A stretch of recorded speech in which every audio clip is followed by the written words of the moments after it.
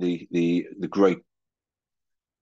greater need and understanding to look more than just the program itself. I said to Frank that I rewrote this about a week ago, so you're the first people to see this. So any comments, questions, or feedback, do share them. I think it's coherent, but you'll be the judges of that. Very, very briefly, for me, those who don't know me, I've spent the last 20 plus years working in high performance sport. I spent 15 years working at what is now the UK Sports Institute. I headed up the British rowing program for 6 years and moved to the head of strength conditioning, overseeing all of the 40 odd sports we worked with, and then lastly kind of head of learning and development within the institute. So I was working across the entire organisation, looking at the development needs of the staff and the organisation between and during Olympic Games and Paralympic Games. Now I'm much more of a consultant, and you can see a few of the companies and organisations I work for now in terms of the work that I do more regularly. What we're going to look at today are four key areas, really. One's around this outcome led and the clarity of outcome. We're going to spend a fair bit of time on that at the beginning. We're going to look at performance problem solving and how that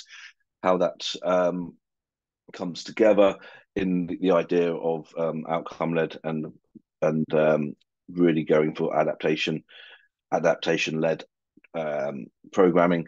And the last bit is the additional conditions we need to consider around that. Now, I think those who've heard me speak before or may have read some of my written text, I tend to talk about this a lot. But what I haven't tended to speak about is what sits around the wider piece. So that's what I'm going to hopefully try and get across today. But I always start from an outcome perspective first. But I want to start with a very short story of how I got to this point and why this became so important to me, and why I've spent the last, I suppose, 10 or 12 years really driving this message home. So when I was working with British Athletics many moons ago, Dave Collins was the performance director at the time, and there's a number of strength conditioning coaches in the room with Dave Collins. We were all working with sprint athletes, male and female sprint athletes, and we had, I think at the time, we had 1:10.0 something sprinter there, so a very fast male sprinter, and we were starting to talk about the determinants of sprinting fast and what would you need to be able to do to run a sub 10-second 100 meters for a male. And where we were getting to as a group of strength conditioning coaches were things like, they need to be able to double body weight, back squat, they need to be able to produce this height on a plyometric jump, and we started kind of throwing out all these characteristics.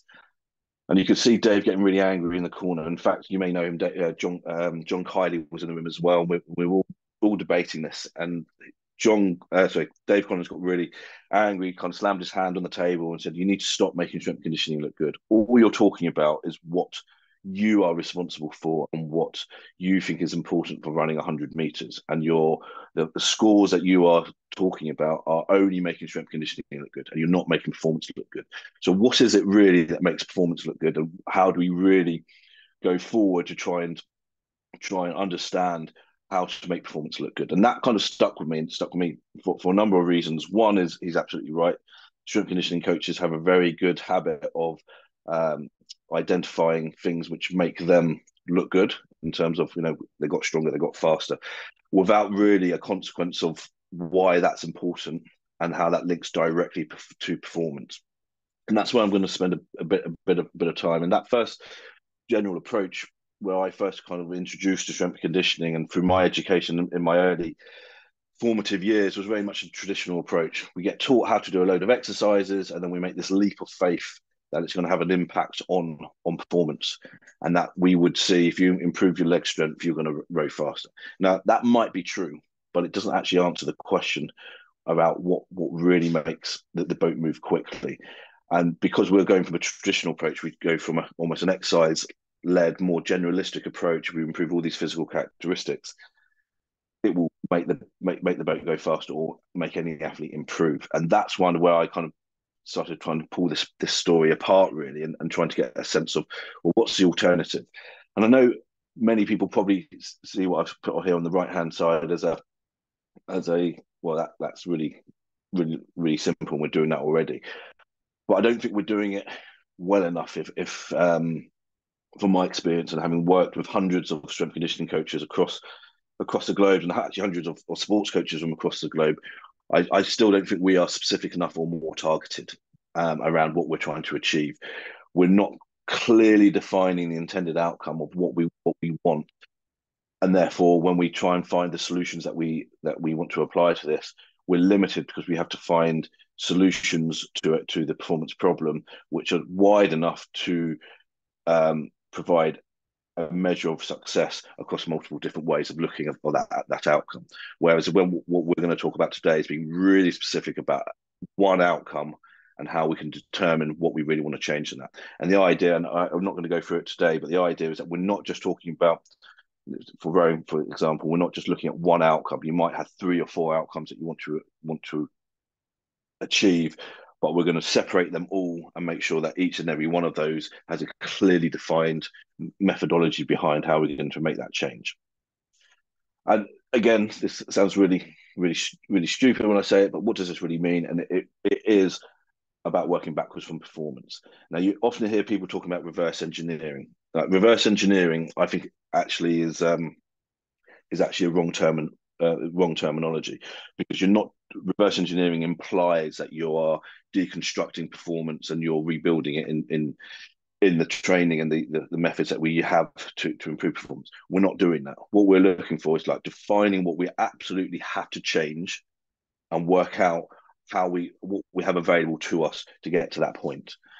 So this is our first opportunity where we can positively or negatively impact performance. If we get this right, we're going to have a really clear understanding of what we're trying to change. If we get this wrong, we're going to muddy the water and start going after things which may not necessarily be required, or we're not clear enough. Therefore, we don't have the clarity to be really explicit about what we're trying to use to create that change. So I use this quote from Steve Jobs fairly regularly around problem solving, and the whole idea is that if we can define the problem correctly, you almost have the solution. But the most important bit around all of this, and this is the difference between a traditional and the contemporary approach, is the solutions are always subservient to the outcome. So whatever training we have, that doesn't dictate what we're going to do. The outcome dictates what we're going to do. The solution is subservient to that outcome. And I think traditionally, from a strength conditioning perspective, and I've seen it in coaching as well, we have a series of training methods or protocols that we want to use, and we put them into the training program, regardless of what we're trying to achieve. And that's what I'm trying to kind of switch on its head around. Let's be really clear on the outcome and then find the most appropriate solution. And when we look at it from that point of view, it means we open a much wider opportunity for change. So when we look at the performance problem solving methodology, we have 2 distinct parts to this. The first is the outcome. The second is the methods. So the first bit is defining exactly what we're trying to change. And I'm going to go into some of that now in terms of what that might look like. And I'm sure some questions are going to come up about, well, how do you go about actually achieving that? And we can discuss that towards the end. The second bit is then what do we have available to us? And really simply, the outcome is being really clear on what we want to make the changes to. The methods are what we have available. Now, the availability piece comes back down to what you or your organization has within its premises to actually create that change, or what you might have available if you go elsewhere to do this. So we're not talking about hypotheticals, we're talking about real tangible things when we're looking at this. So when we narrow down what we really need to change, that creates that real clarity around the intended outcome. This widens our options to create that change. So if we look at this from a few examples, first is around football. One of the things that we know quite inherently now that those who have rapid decreases and changes or directions have the ability to create and find space, either from an attacking or defending position. We know there's a very strong relationship between the braking forces that an individual can produce and the speed of change of direction. And there's effectively three things in that: the speed at which they move into the change of direction action itself, and the speed of the change, the speed of coming out of that change of direction. Now, if we can improve the braking forces, then we can improve that change of direction time. And so therefore an outcome can be about increasing that maximal force expression of the hip, knee, and ankle. Now you can see really clearly there, I'm not talking about strength, I'm not talking about power. I've got a clear outcome of maximal force expression. And I'm talking about three distinct areas around the hip, knee, and ankle. That's what I mean when I'm talking about the clarity of outcome. If we say we need to increase the strength around the hip, knee, and ankle, the first question becomes, well, how do we define strength, and what strength are we really talking about? There's no different interpretation when we talk about maximal force expression. That is the maximal amount of force that individual can produce around the hip, knee, and ankle. And because we've gone eccentric as well, we also know the movement or the type of action that we're looking at to try and create that maximal force expression. That's a level of detail we need to get into to create change. When we're not as specific as that, then when we move to this next level around the most effective methods to increase this maximal force expression, we are limiting ourselves about the options that we have. And then this opens up a really interesting question around, well, once we've identified we need that eccentric maximal force expression around that hip, knee, and ankle, how do we best go about doing that? And would we choose a single activity or single task to achieve that? Or would we find individual activities or tasks, exercises to attack each of those, the hip, knee, and ankle?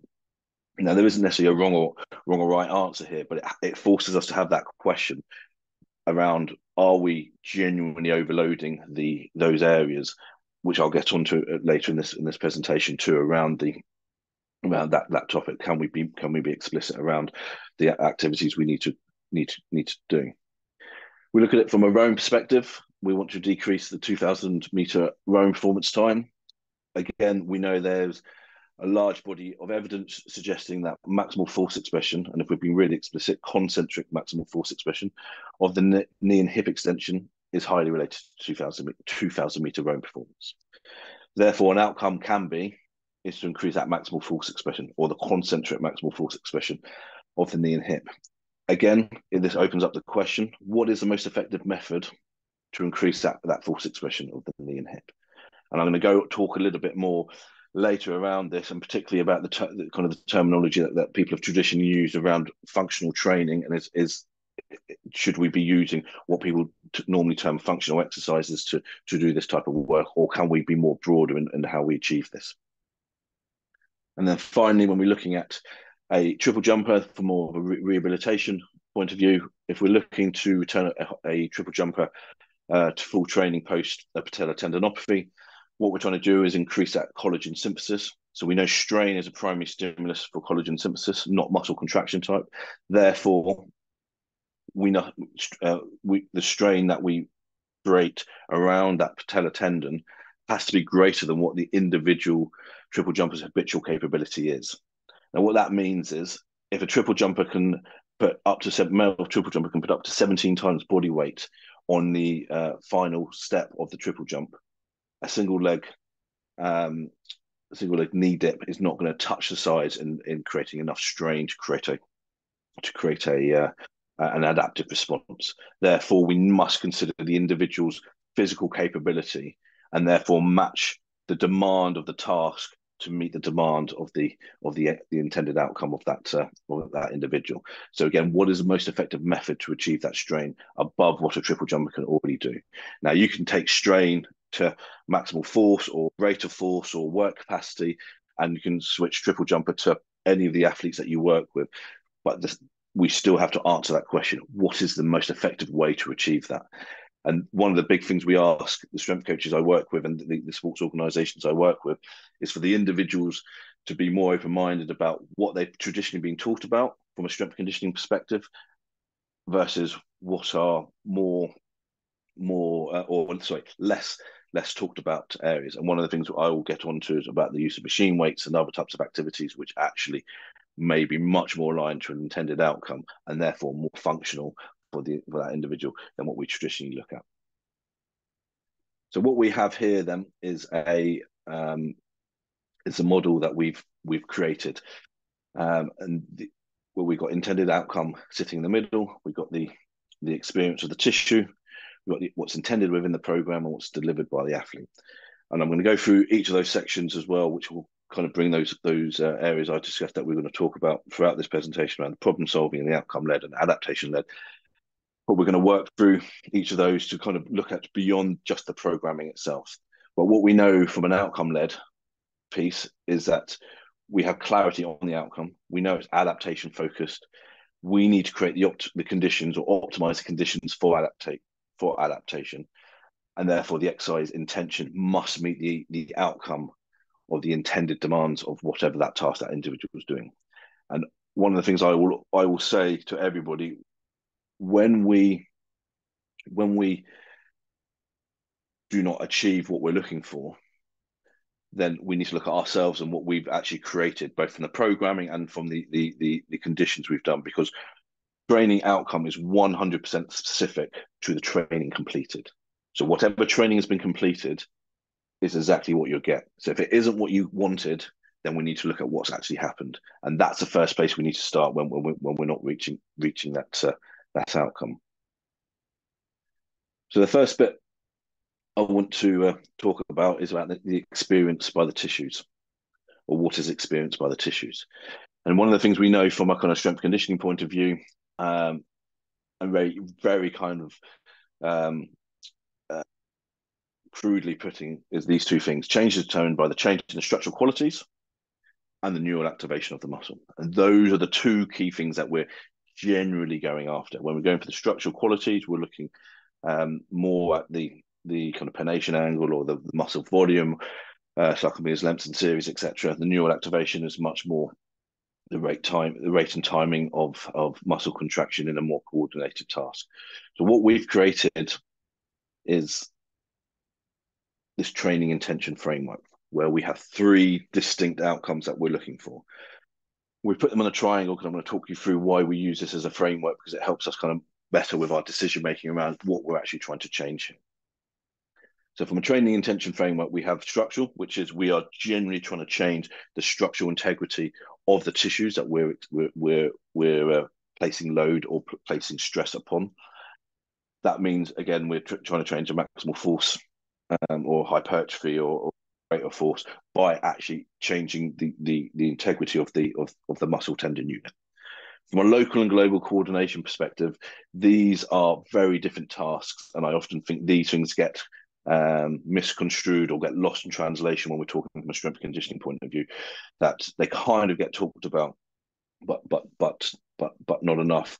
And if we look at what we really mean by the local coordination, it is any task which is internally specific and optimizes the muscle tendon interaction.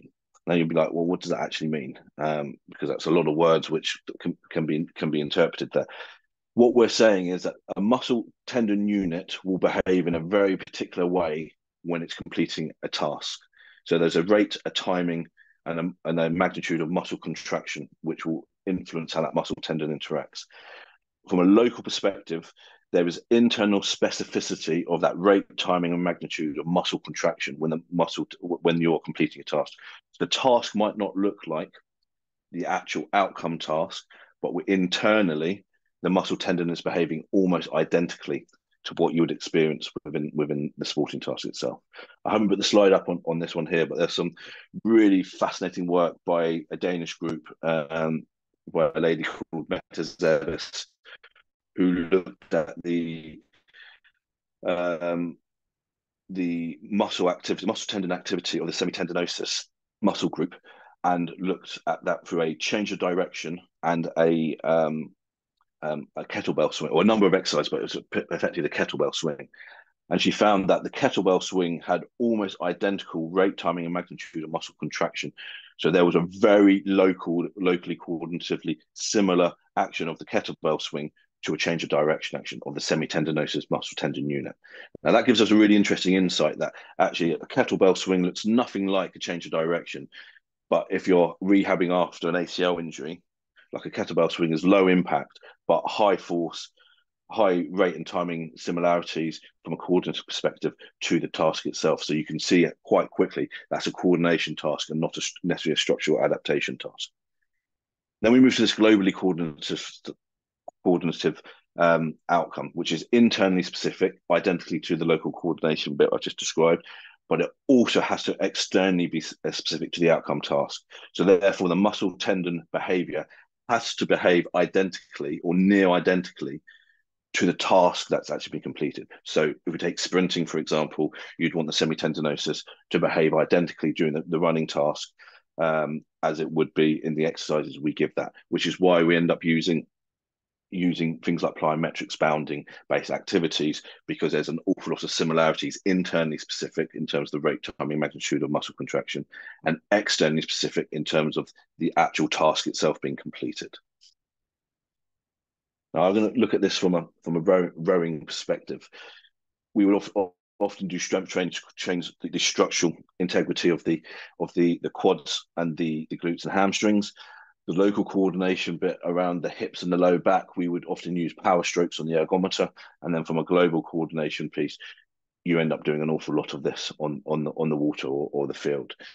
Now, where I sit as a coach is that from a structural and local coordination point of view, a strength conditioning coach probably has a much more oversight of those two areas, where the global coordination bit sits much more closely into the sports coaching domain. Doesn't mean we don't have any interaction within that space, but primarily we are much more responsible for the structural integrity and the structural adaptation and the local coordination tasks, because we can organize activities which can break down those kind of physical and coordinative capabilities separate from the field of play. So when I talk about finding the corners, we talk about these tasks are very unlikely to be able to be completed simultaneously. So it's very unlikely that you're going to be able to develop a structural adaptation while also creating a coordinative adaptation, which means loosely meaning if you are trying to do something coordinatively and structurally, the load is probably too light for it to actually change the structure. The load's just not heavy enough to create the adaptive response. And then the speed and timing of muscle tendon behavior is entirely different when you're doing a coordination task to that of what's been completed in the field of events. So there is no coordinative crossover from doing that task. So our bit is like find the corners, go hard on structural or go hard on one of the coordination corners. Don't try and find tasks or activities which fit into the middle, because I think you'll be disappointed in that you're not getting the structural adaptation or the coordinative crossover from that. This is mine and my colleague Chris McLeod's piece of work, which we've built within Strength Conditioning Academy. Now, I know this is not what everyone believes, so I'd love to hear what you guys think at the end of this, because it's probably a slightly different way of really polarizing training and being really explicit about what we're trying to change. And this is all in an attempt to make sure we create the right experience for the tissues that we're loading to create the right adaptation that we require. So we bring that into action. This is a guy I used to coach javelin, Stuart Harvey. He's a 76 to 78 meter javelin thrower. So when you watch this video, you can see it looks like javelin. It's just a standing throw, though. He's not coming into a run up. He's just doing a standing throw. He's throwing about 62, 63 meters at this point. So when I look at this video and you look at this video, you can ask yourself, like, what are we actually changing here? This is a max effort throw from a standing position, but what are we changing from this? And the way I look at this, it's totally a structural adaptation. And the reason why I say it's structural, it goes back to that local or global coordination point of view. If the rate, timing, and magnitude of muscle contraction and muscle tendon behavior is different, then this will have very limited coordinative crossover to a full run-up javelin throw. What we're actually doing is loading different parts of the body. It may look similar, but it isn't. So for us, for this bit here, we're going to make sure that we understand there's a magnitude, rate, timing, and muscle contraction type, which really is the true definition of coordination. Coordination is not visually what it just looks. Sorry, it's not purely just visually what it looks like. It's also about the behavior at a muscle tendon level, of to really understand what the coordination is. And if we keep trying to replicate tasks which look like the event itself, and we ignore these areas on the left hand side in terms of the rate, timing, magnitude, and contraction type, and the behavior of that muscle tendon unit, then we're missing a massive part of the coordination component piece. So when we look at that video, the reason why I believe it's structural is that we've increased the magnitude of force around the shoulder structure. We can't use any momentum from the run up, so therefore we can't increase the hip and trunk contribution to the throw. His intention that we gave him was to throw the javelin as hard as he could. So we've decreased momentum, increased force production. So therefore, that's a structural adaptation that we've just created. Whether we wanted it or not is irrelevant. That's what's happened. My intention when I first did this, working with him 10 or so years ago, it wasn't necessarily around structural adaptation. I was thinking it was more of a coordinative and a drill to help him throw better. But ultimately, I changed the task by reducing the amount of hip and trunk contribution because there's a lack of momentum, increased force production around the shoulder. Now, when I asked myself the question, is that what I'm trying to achieve? That wasn't what I was trying to achieve. So going back to training outcome is 100% specific to your training intervention. My intervention was wrong for what I was trying to achieve. So function is a product of the desired intended outcome, and not how similar a movement it is to the desired task. So try not to get fooled that what it looks like is a coordination similarity between two tasks. And the final bit on this, when we're talking about what the tissue needs to experience, I often hear strength coaches talking about maximum aerobic score tests and the speed at which individuals need to be running at, or the load that somebody needs to be lifting, or the number of repetitions they need to be lifting. Now, in general principles, there are kind of areas that we know, or kind of windows that we know that individuals need to be working within. There isn't a defined number or repetition or speed that an individual has to work at to create adaptation. Adaptation will occur within a window. And if you're within that window, you will create the adaptation. So you can see quite quickly if you're training a little bit easier, you can still get adaptation. You can train a little bit harder and you can get the adaptation. You train too easy, you train too hard, you're outside of that window. And therefore, if you're training too light, there's nothing going on. If you train too hard, then you create too much distress, and therefore the body is having to deal with the overload more so than the appropriate training response. So one of the things I often talk about when we're talking about what the tissue experiences is there is a window, and don't be afraid to kind of do more or less, and knowing that you can do a little bit less and you're probably still going to get some kind of type of adaptation. So when we look at that there, then the questions I tend to ask myself are the statements when we're looking at this piece around experience by the tissue. Is the intended outcome a structural or coordinative adaptation? So we need to be really clear. Are we trying to change a structure, or are we working more coordination? What do the tissues need to experience to create the correct adaptive response? We're going to answer that question a little bit more in the next section. But do we know what the conditions are to create that change? And then the training outcome is 100% specific to the stimulated adaptive response. So is that what you want? And was that what you're expecting? And it's a simple yes, no answer. If you haven't got what you wanted, was the training truly reflective of what you're trying to change? So the next bit I want to go through is intended within the program. So this is the one of the three bits that sit around the intended outcome. Now, these are the required conditions that when applied, they will provoke the adaptive response. So these are the programming principles effectively, and you would have seen these principles in some capacity before. But when we still look working from that structural and coordination point of view, we talk about adaptation-led and physiological principles, and they focus specifically on the structural specificity. when looking at from a local or global coordination point of view, we're much more working on the outcome of coordination development and using the motor learning principles that we have in play. So, which is why it's important that we don't purely look at strength conditioning as a structural piece, but we also look at it from a motor learning and coordination development. And you would have seen tables like this across every textbook around strength conditioning and slides presentations. But whether you 100% agree with the conditions and the prescriptions that we use, and these are up for debate in terms of, do you need to be working at 70% of maximum voluntary contraction, or is it 75%? The principles still, you've probably seen the principles in play, but the big difference that we talk about is around this outcome and method. Often we describe, and if you go into the NSCA strength conditioning books and all of their content, they will describe method first before outcome. They will say we're going to train for muscle hypertrophy or heavy resistance training or explosive strength training.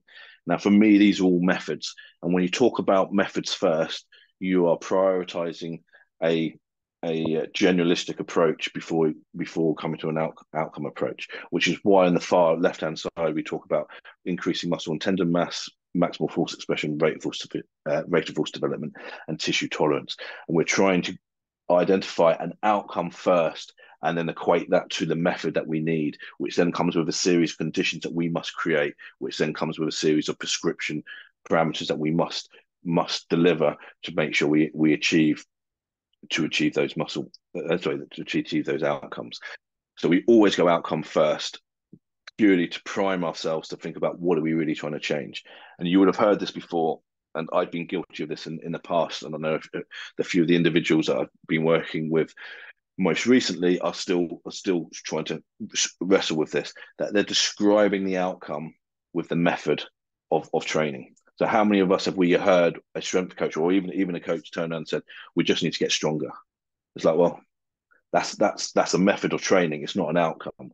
So what is it we're really trying to change there? So that's where I would press you when you're working with your peers in this space, is to, like, when they ask or make those kind of statements about using a method to describe an outcome, is to really, really describe that. And give you an example of that, working in rowing, one of the rowing coaches I'm working with at the moment, they talk about they need to get stronger. I was like, well, what do you mean? So, well, they just need to squat more. I was like, well, performance isn't measured on how much they squat. So what is it the squat gives you that you think that makes the boat go faster? And then they start getting into the detail around whether hips and knees can produce more strength. So when you talk about strength, are you talking about force? Yes. Okay. So actually what you're talking about when you want people to squat more is actually to increase the amount of force around the hip and knees. Is that what you're saying? Yes. Do you need to do squats for that? Probably not. Can you do other activities? Probably yes. And then it opens up the discussions. So when we say we narrow down on the outcome, it widens up the opportunities for change. So as I said at the beginning, this goes beyond the programming matrix, and this is these are a few key things which I think are really important to wrestle with and get within your training programs, because a training program of which is on the outside looking like you are writing a program for maximal force expression is totally dependent on the conditions that we create within and around the training program and the facilities or the gyms that we're working in. And then I'm going to go a little bit on about how the athlete performs that as well. So I'm not going to bore you with the kind of specificity, overload, and progression, which we see everywhere. But I think these bits here are spoken about to some degree within texts and within courses, but they don't really go into enough detail, in my opinion, about what that really means. And I'm going to go on to overload in real detail here, because I think this is one of the most important things that we need to generally get our heads around and get right. And the thing I consistently see working with a number of the sports organizations I do at the moment, that they're just not getting quite right. Now you can see here that on the left hand side we've got a triple jumper, we've got a middle distance runner, an elderly individual, and somebody mobilized through injury. Now, if we start talking about the number of body weights, the lower limb, and if we want to be really explicit, that what the musculature around the knee can tolerate, well, we know triple jumpers are between 10 to 15 body weights. I've worked with a triple jumper who's put 17 times body weight through a force plate while jumping.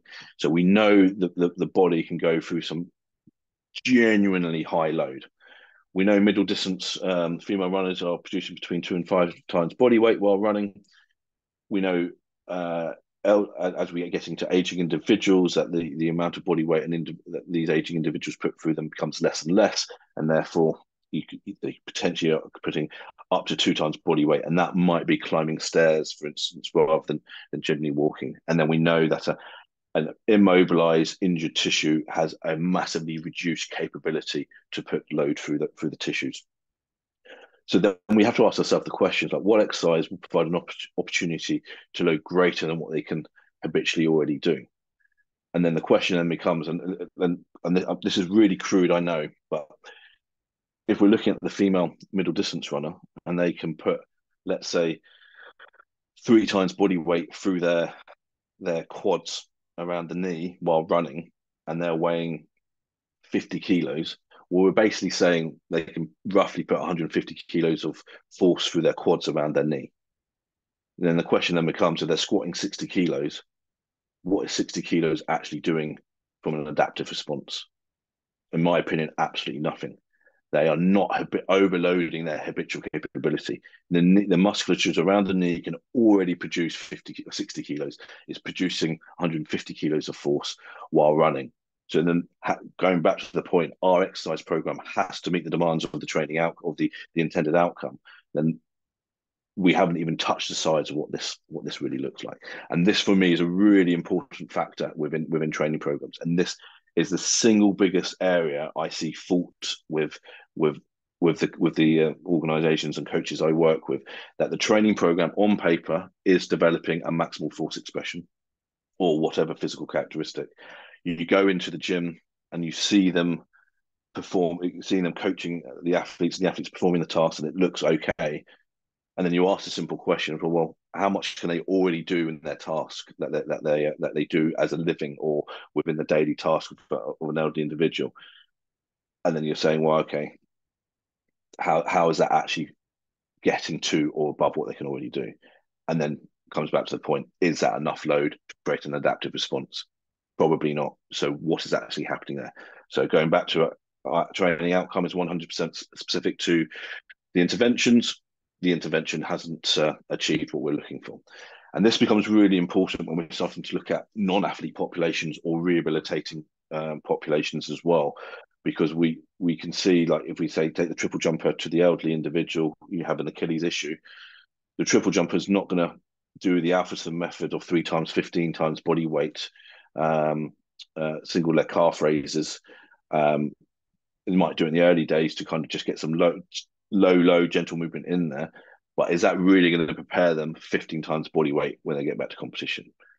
It is so far away what they are capable of doing. It means, and therefore the any adaptation you expect to achieve from that will be marginal for that individual. Now compare that to the elderly individual who might do 3 times 15 times body weight on a single leg 3 times a day.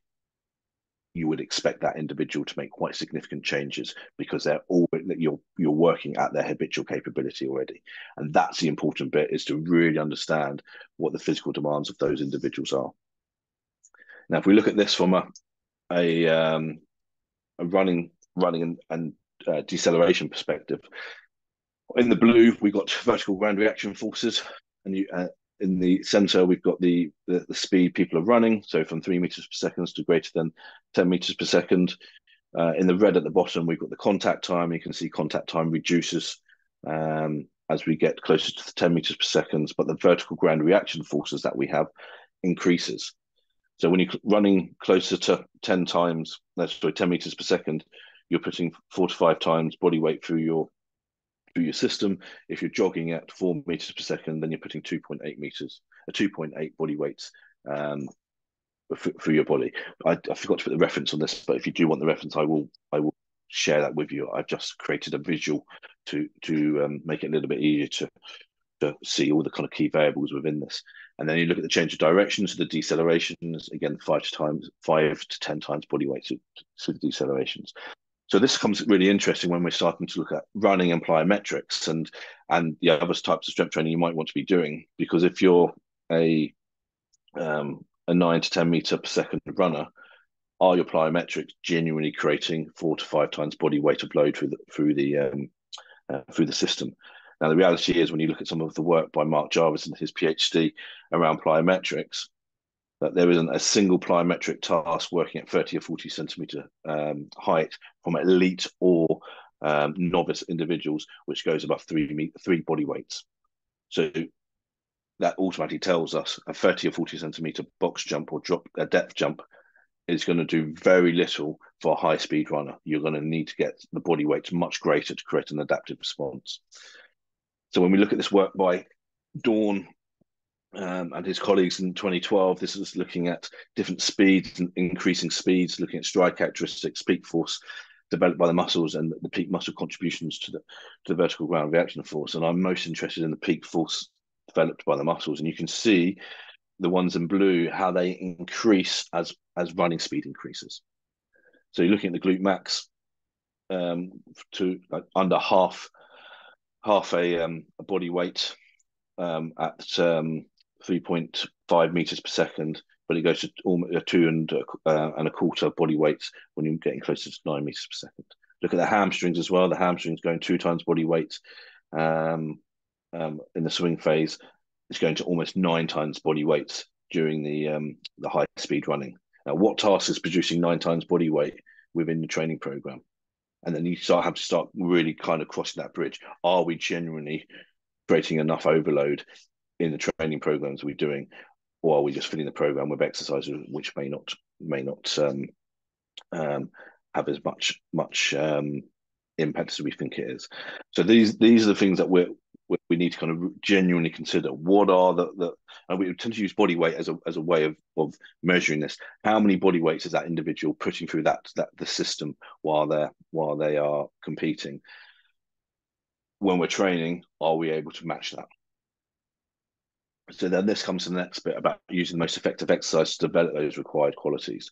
Now, one of the things for me is the traditional exercises we might use might limit us in what we're trying to do. As I said, that some people can't squat effectively. So by squatting them, are we actually limiting them in terms of the number of body weights that their hip or knee might need to be exposed to? Which then comes to this point around function as a product of outcome. So when we're talking about functional training is about the outcome you're trying to achieve, not what a task looks like. So when we look at someone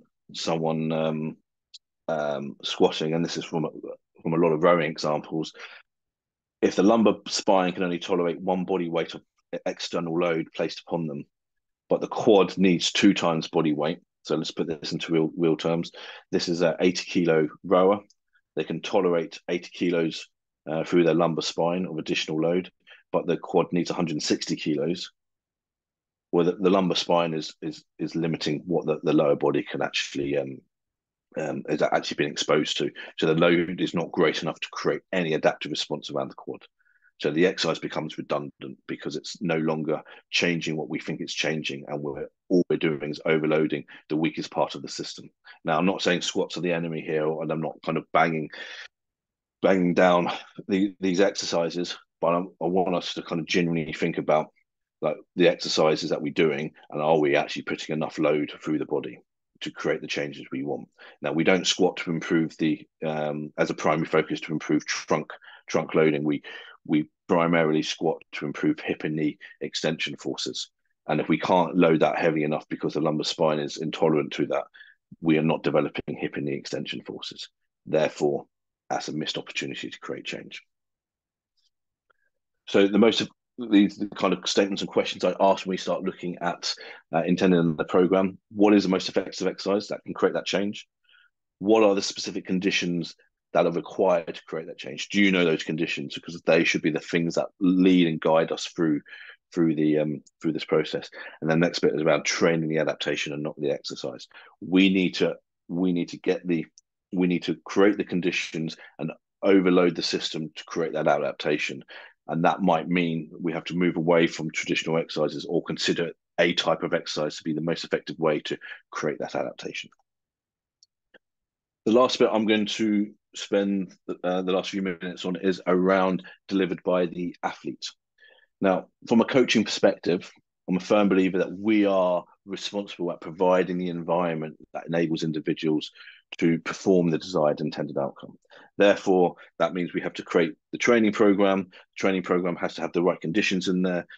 The environment that we're in has to have the equipment or the resources that allow us to do that, and then we need to create the psychological intent within that space for them to create that to deliver that. I'm going to go into that last little that intent piece in a second.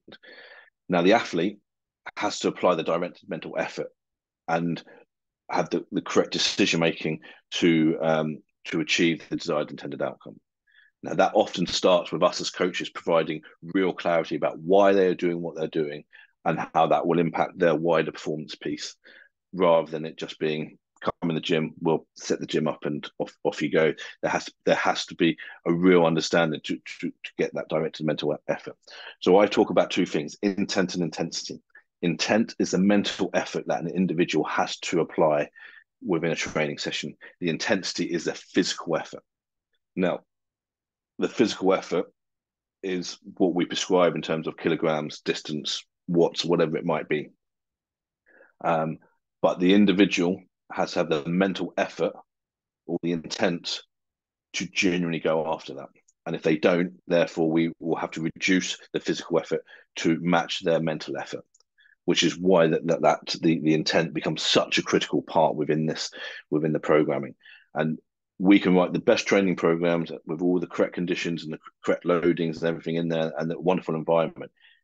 If the athlete doesn't perform it in the way you want it performed at the right effort, we'll stunt our training program again. So we do know that the intent of the individual is one of the biggest contributing factors to change. And you'll see this, and this isn't just from a strength point of view or a strength conditioning point of view. It's pretty much anything in any human interaction ever. The intent of the individual will determine how likely somebody's going to change. So how do we create the optimal conditions to do this? And one of the things I use is, you would have seen something similar to this previously in other people talking about constraints-led approach or dynamical systems. I talk about it really just as a kind of coaching framework. So how can we modify the task to allow the individual to apply the optimal intent? So if they're struggling with, let's say, back squatting, does deadlift change the outcome, or does leg press change the intent? Maybe, and that's our job to try and find the right task to do that. From an individual, what do we know about the individual to facilitate that optimal intent? Do they want to know a lot more about the training program and how that links to performance? Do they need certain things to allow them to genuinely excel within the weight room or in the training environment that we work with? So that would be the next thing I would be going after. Like, what do we know about them, and really leverage that information to create those conditions for them to flourish. And then from an environment point of view, what must be present in that environment to allow that individual to apply optimal intent?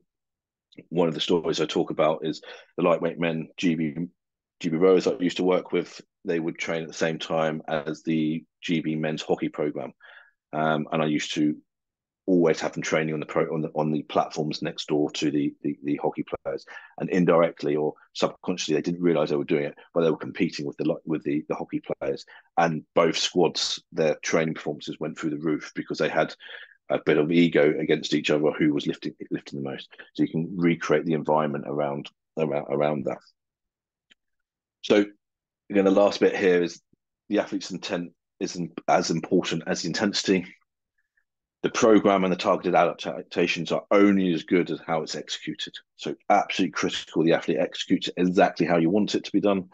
And then what are the conditions we as coaches need to create to enable athletes to thrive? That was generally a whirlwind tour of something that normally takes me 8 hours and a whole day to present in a workshop. So I'm going to shut up now and leave it for the last few minutes if there's any questions for you, and just thank you for listening to me rabbit on about an area I love talking about. So thank you. Thanks very much, Alex. Guys, if there's any questions there, we have about 5 minutes left. If anyone wants to jump in.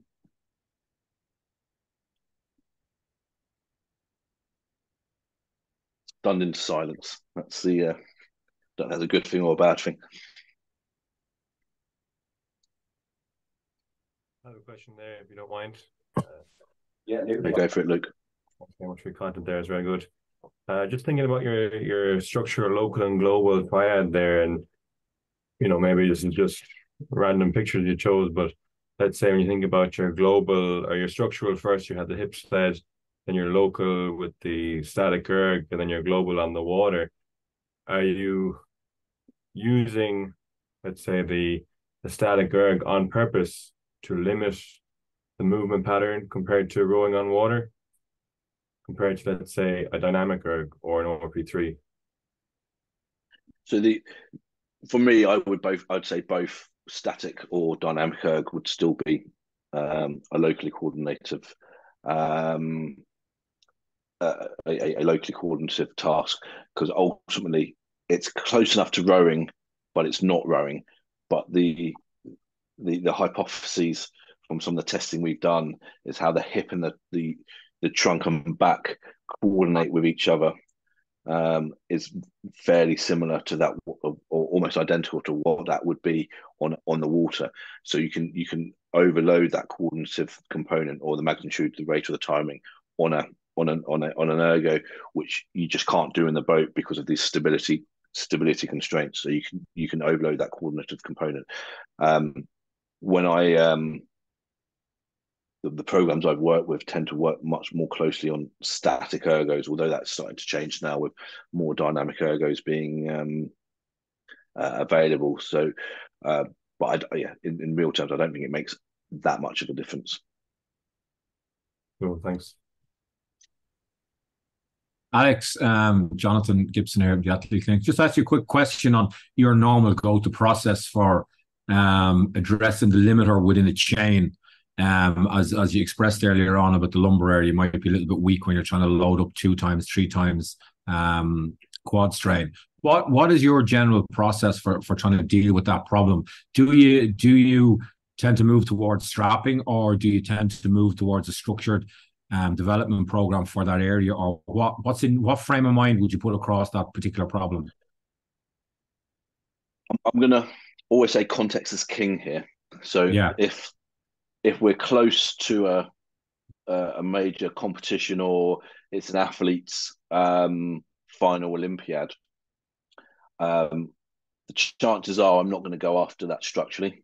The chances are is I'm going to find an alternative task for them, and allow them to load the quad as effectively as possible, and while also addressing some of the stuff around the trunk, in terms of can we just make it better than what it was, not necessarily for the intention to squat them, but just to make sure that doesn't become a limiting factor. Now, in 2012 and in 2016, we had gold medal winning boats and silver medal winning boats in both games, where individuals had been removed from squatting or all lower body barbell activities, and were completing the entirety of their lower body strength training on machines. And the fascinating part with that is because we were tracking ergo power strokes, 100 and 250 meters as well. All of those performance increased from the transition from moving from barbell activities to machine weights. Now, you put that on the other end of the spectrum, and it's somebody who's a 16, 17-year-old at the start of their career, then I would be wanting them to still use barbell activities to perform. But there comes a tipping point where, if they're still unable after several years of just not being able to load effectively, you then have to genuinely ask yourself the question: are those barbell activities, what's the efficacy of those barbell activities in changing what we're looking for, which is the overloading of the knee extensors. And then you have to go back to that. So I still am driven by outcome, driven by adaptation and the conditions we need for adaptation, and then finding the activities that sit around that, which most likely achieve that. But the context does play a big part of that, and the kind of long-term development of that individual too. Thanks, Alex. Alex, we just have a question there in the chat from Killian. So he was asking, are overcoming isometrics a good way in your experience to come close to the high loads seen in the sport itself? Simple answer, yes. There's some really interesting stuff in the early thousands that there was some guy, I can't remember who it was, I think it was in San Francisco, who all he was doing was overcoming isometrics. And I know, I can't remember the guy's name was, but he was being absolutely smashed for using this. But he worked out that you can generally overload the system greater than with traditional barbell activities. And I still work with rowers, and I go on tour with a tennis player, a pro tennis player, and we use overcoming isometrics as our go-to while we're away, because there's just we don't really have a gym. And one of the things we found is that when we come back to our testing, and she's done a fair amount of overcoming isometrics, her strength scores or force and power scores from the testing we do haven't dropped, which is, for me, is an indication that barbell activities aren't always king in this space. So yes. Thanks, Alex. We just got last question, guys. Tom, stand up there. Yeah, thanks, Alex. Can you elaborate a little bit further on your javelin example as to why that wouldn't be a local coordination task for the shoulder? So if coordination is based around rate, timing, and magnitude of muscle contraction, and you want a similarity in the rate, timing, and magnitude, when you reduce the momentum from a full run up, you have to increase the amount of muscle contraction. Now, all of the evidence will show you that when you reduce momentum, you reduce hip and trunk contribution, and therefore you are increasing and overloading the shoulder contribution to in terms of its muscular contraction.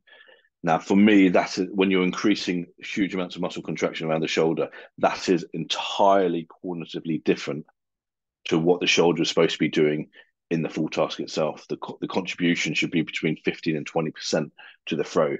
Now, in that example, it's probably getting to 40 to 50% of the throw. So you are training it from a structural point of view, because you're overloading the muscle contraction, and therefore you're getting a structural change. From a coordination point, there's no coordinative dissimilarities between them because of that rate, timing, and magnitude of contraction. That makes sense? Yeah, that's great. Thank you for clarifying. Okay, guys, I think we'll wrap it up there. Thanks very much, Alex, for the presentation today. And there'll be emails going out soon enough about our next seminar in the series. Brilliant. Thanks, everyone.